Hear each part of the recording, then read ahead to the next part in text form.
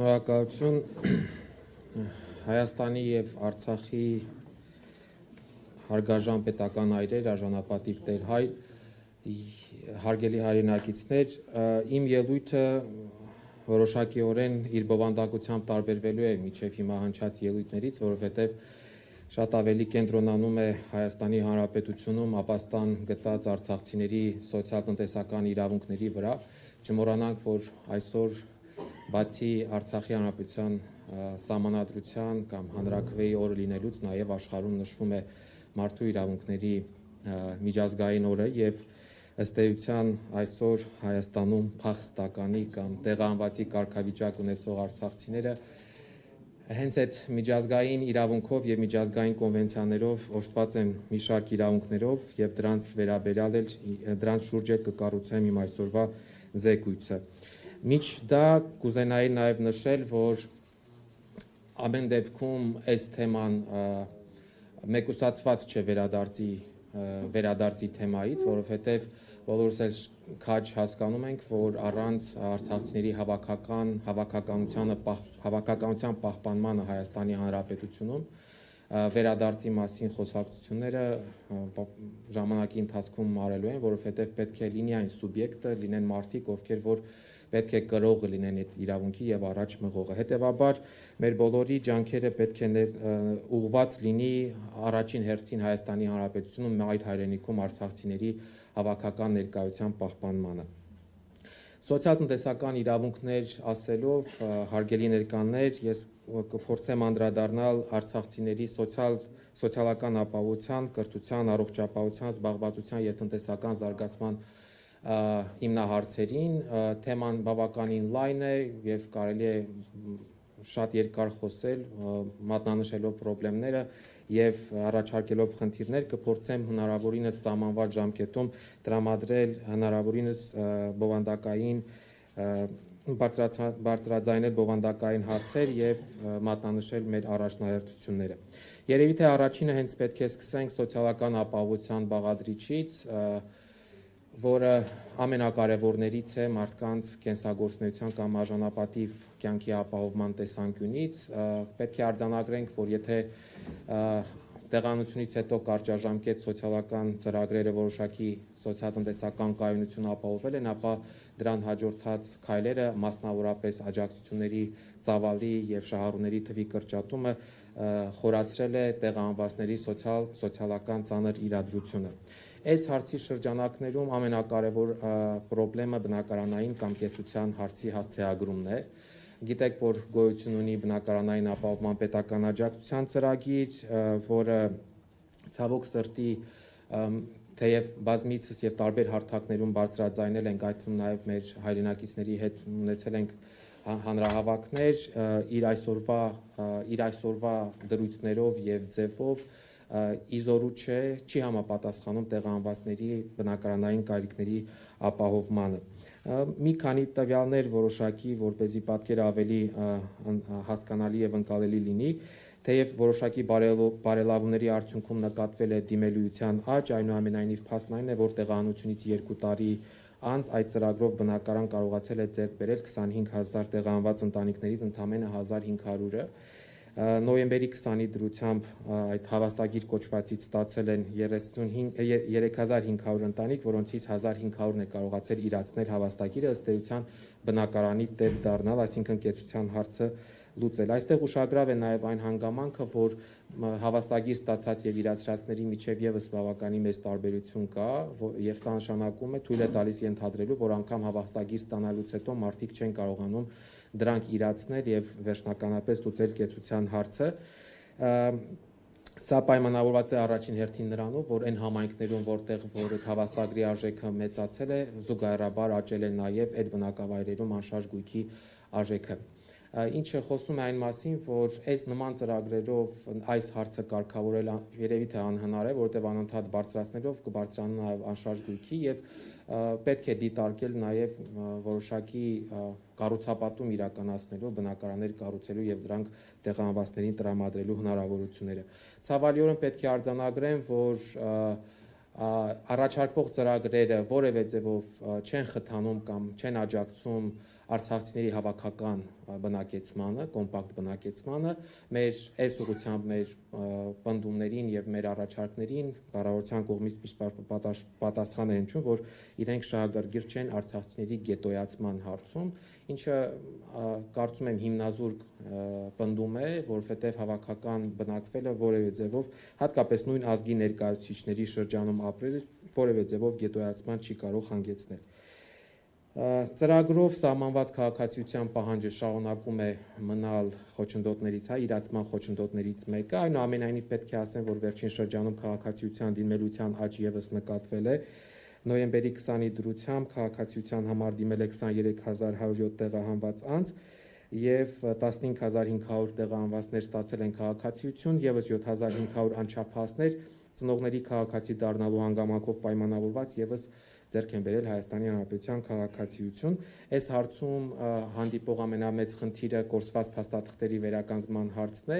եւ վերջին շրջանում նաեւ ներկայացուցչությունում գործող այդ համապատասխան իրավախորհրդատվության հնարավորությունը շուրջ արդեն 200-ից ավելի անձանց հնարավորություն է տվել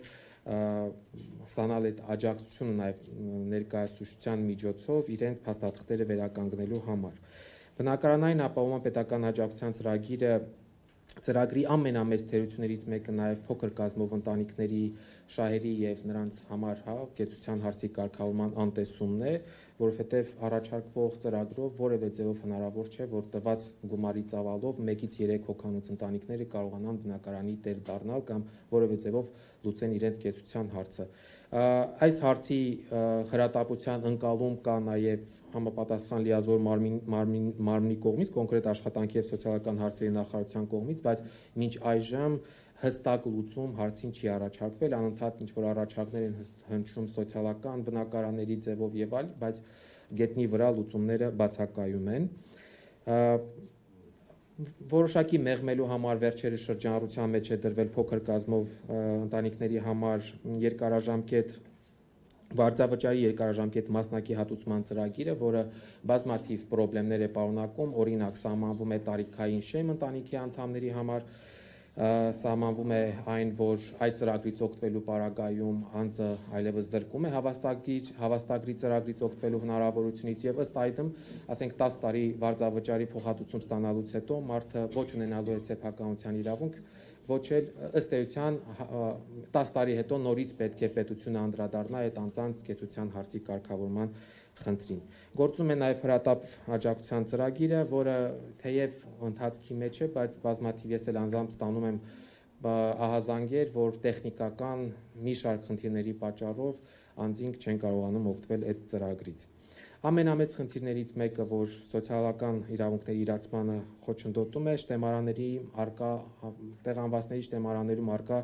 անճշտություններն են, փաստորեն պետք է արձանագրենք, որ տեղահանությունից 2 եւ ավել տարի անց դեռևս այդ շտեմարանները շտկված չեն, բազմաթիվ անձինք ուղղակի դուրս են մնացած այդ շտեմարաններից եւ չեն կարողանում իրացնել իրենց իրավունքները, թեև ձևավորվել է սոցիալնախարարությունում հատուկ հանձնաժողով այս մասով, բայց բարբերաբար ստանում ենք ահազանգեր, որ հանձնաժողովը պահանջում է այնպիսի փաստաթղթեր, որոնք տեղահանվածները օբյեկտիվորեն, այսինքն բազաների բացակայության պատճառով չեն կարողանում տրամադրել հանձնաժողովին։ Հետևաբար այս հարցը եւս հետագայում պետք է մշտապես ուշադրության կենտրոնում պահել։ Կենսաթոշակների առնչվող հարցերը շուրջ 30,000 կենսաթոշակառու ունենք տեղահանված, թիվը որոշակի կարող է աճ է ունեցել վերջին շրջանում։ Կենսաթոշակների ապահովման տեսանկյունից լրջագույն խնդիրներից մեկը, որ արձանագրվում էր ստաժերի հաստատման խնդիրներ,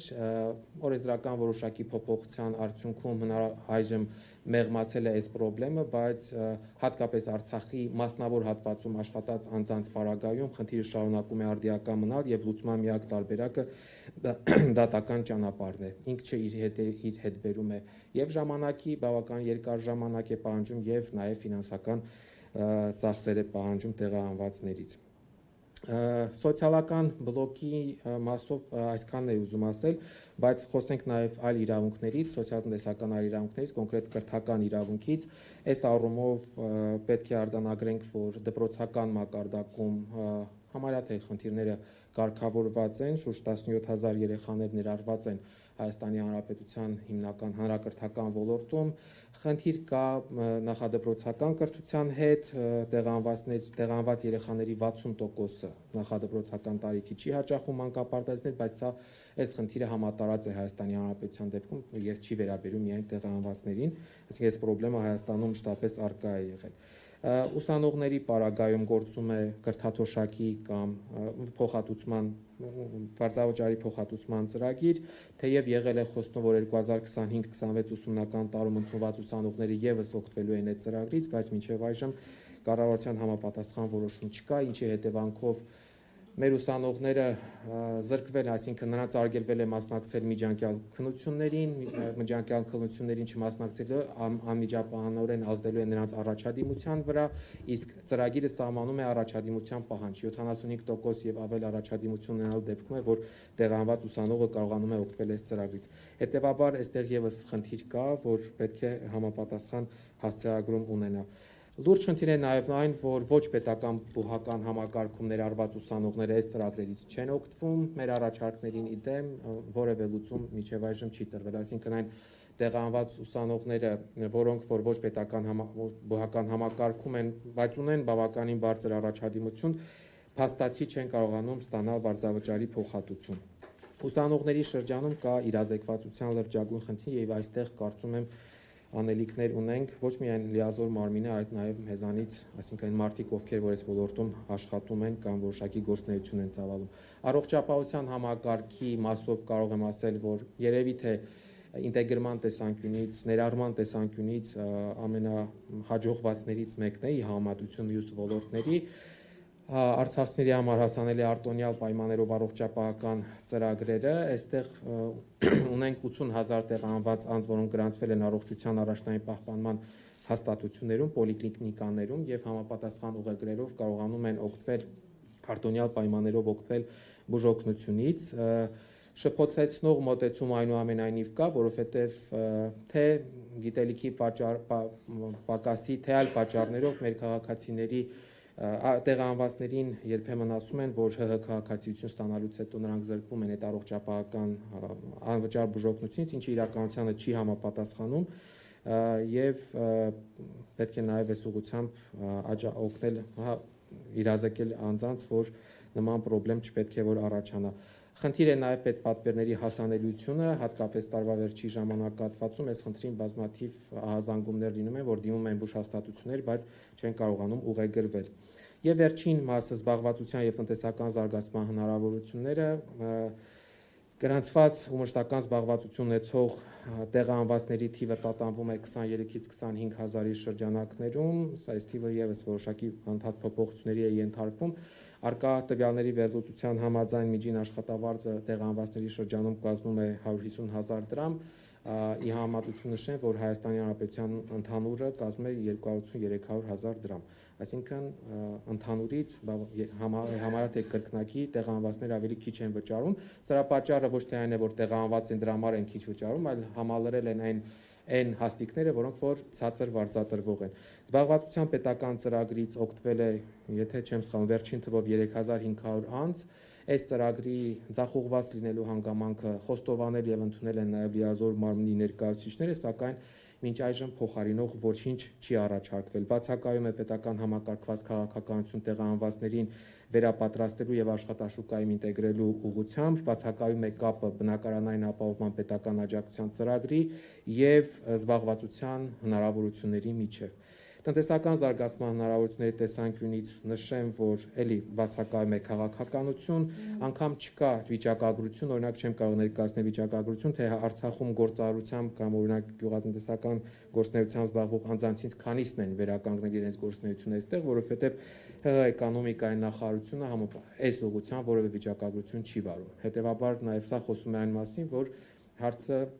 պատշաճ ուշադրության չի արժանանում։ Հայաստանի Հանրապետությունում գործող տնտեսական զարգացման ծրագրերը թեև ֆորմալ առումով հասանելի են տեղահանվածների համար, սակայն գործնականում հանդիպող բազմաթիվ խնդիրների պատճառով, օրինակ վարկունակության խնդիր, սև ցուցակներում ներառված լինելու խնդիր բանկերի կողմից եւ այլ տեխնիկական եւ ոչ տեխնիկական բազմաթիվ խնդիրների պատճառով անհասանելի են տեղահանվածների համար։